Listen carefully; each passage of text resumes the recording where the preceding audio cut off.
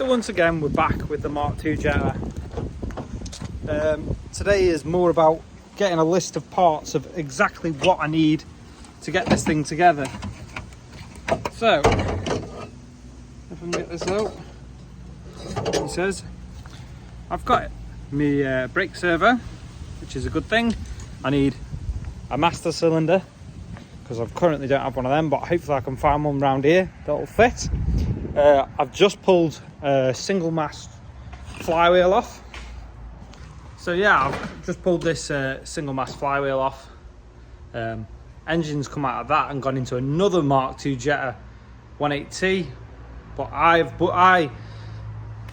because I don't want to spend loads of money and I'm trying to keep it under budget, I've accepted an engine that I've taken out of a car that should really be for the bin. But I'm going to pull it apart, test it, find out what's wrong with it. So I have this BAM 180T here. KO4 is out of a 110,000 mile car and it made a horrific noise. Someone has just done timing on it and it's got a new VVT solenoid. So I think that they probably got the timing wrong and we bent some valves. But hopefully the damage isn't too bad. I can take the head off, put some new valves in and put it all back together and we'll get a cheap BAM engine. So this is the BAM 1.8 turbo engine. I pulled this out of car last week and I put it to one side and thought this is the engine I'll use in the Jetta because it was making a horrific noise, and obviously we can't sell this engine. That car over there, that was a BAM engine that was running perfectly. That's been sold and put in another Mark II Golf project. So to save money, I didn't want to take a good engine that we could sell for parts. Well, I've just pulled this apart, and when this ran and drove, we drove it in the workshop, it made a horrific noise while it was running, and I was like, it didn't feel right. It didn't feel like it was engine noise, it didn't feel like it was turbo noise, it felt clutchy, but you put your foot on the clutch, it didn't make a difference, it didn't really sound like that. Well, I've just thought, oh, this is a nice looking single mast flywheel it's got on it. But then I've grabbed the bolts and not a single one is tight. They're all finger tight. So I think the real issue with this is the flywheel's not been attached. So it's been rocking back and two, and that's what the chattering noise was. And that is the reason this guy ditched his engine, ditched the whole car, is because his mate, who he'd paid to do all the work, hadn't put the flywheel on properly. So I'm not even going to pull it apart. I'm not even going to check it out. I'm going to make sure the timing's right. I'm going to put a single mast flywheel for a two-wheel drive on it. I'm going to get a clutch. I am going to stretch the budget and get myself a clutch and pressure plate because I don't want to have to be changing that too soon. But the engine might not work, so we'll find out. So I'll get this put together, put a gearbox on it, and that can go into the Mark II Jetta. So that is quite a big tick off the list of things that I need for the Mark II Jetta project. Is this engine. Like that turbo, mate, absolutely no play at all. It's perfect.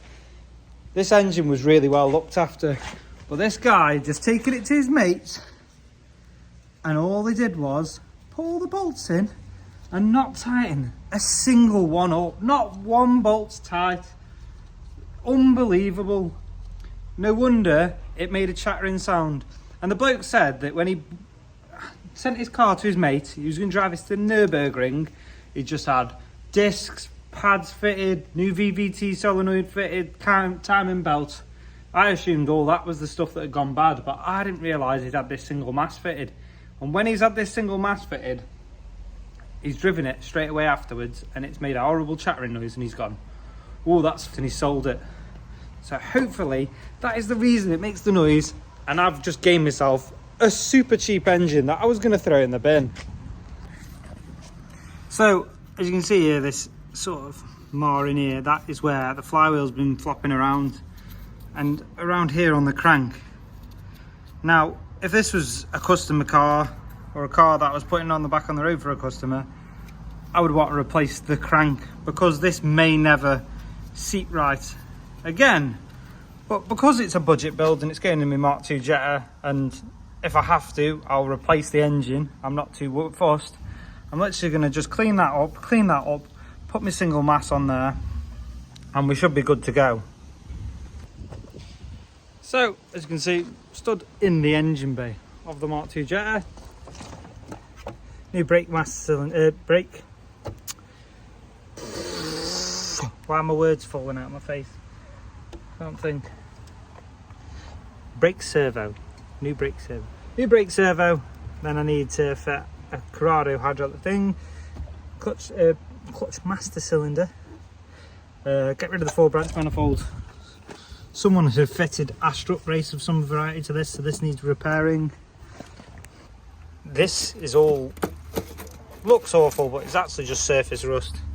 So that all needs repairing. I think I'm going to get some big metal rings cut out for the top of these, and what I'll do is I'll put a big metal ring on, and then I'll weld them on, and then I might weld some studs to them. So eventually I can make a nice strut brace that goes across the top of the back. As for bits I need, I've found a gearbox, I've got the engine, I've got the looms, I need a tach converter so my rev gauge works, I need a 1.3 speedo cable because this thing ain't going to do shit. So I was sat inside the car now, and I've just going through basically what I've got and what I haven't got. I found a gearbox, got an engine, got a flywheel. I'm going to order a new clutch and clutch plate and pressure plate, and probably a new bearing as well to go in the gearbox. I've got all the engine mounts, I've put them on, they all fit. I've put the throttle pedal in behind all this massive wiring loom. So I've obviously got this is a C2 fuse box, and this is all C2 loom, so all that will need replugging in. But we've got this mounted in. It doesn't focus very well because it's got so much crap hanging in the way. But the accelerator pedal's mounted, it just needs tightening up into a position where you're happy with it, and then obviously it'll work like an accelerator pedal, perfect. Clutch, I wish I could use the Boost Fabrication mount on this one, because this is a Mark III pedal box, I don't have the option to use it, so I am going to have to use a Corrado master cylinder, which I don't really like because it flexes the bulkhead, which causes the bulkhead to fail, so I've already got to repair, see if we can see it there, I've already got to repair the outer side of this bulkhead here. If you can see daylight there, that's because it's pushed away the bulkhead.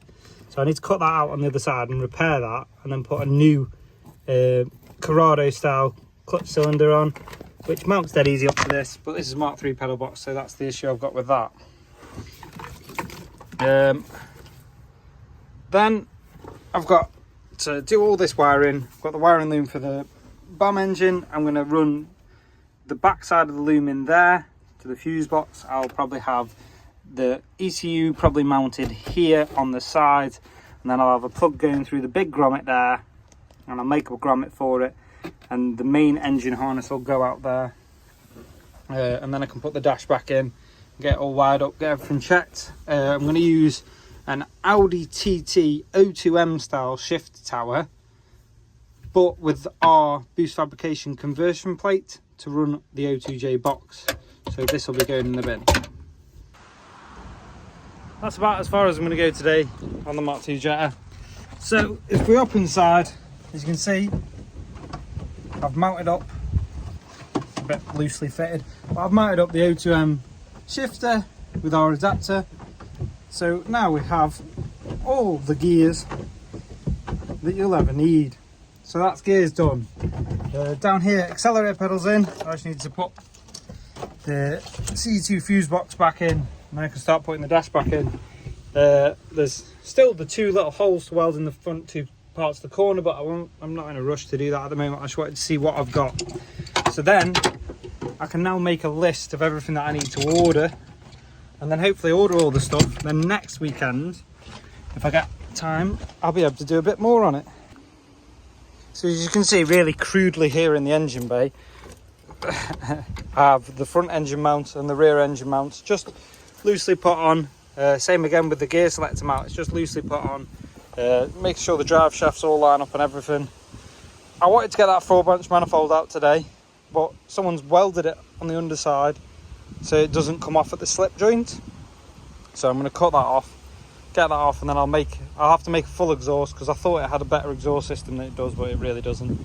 And then we'll start tidying up in here. And the brake booster is mounted up as well. That just needs a new master cylinder, reattach the brake lines, bleed all the brakes. But yeah, we're getting somewhere. As for an engine, this is BAM.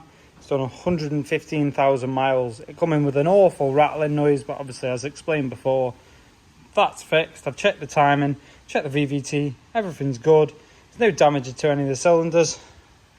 So this is the engine we'll be going with. It's a KO4 already.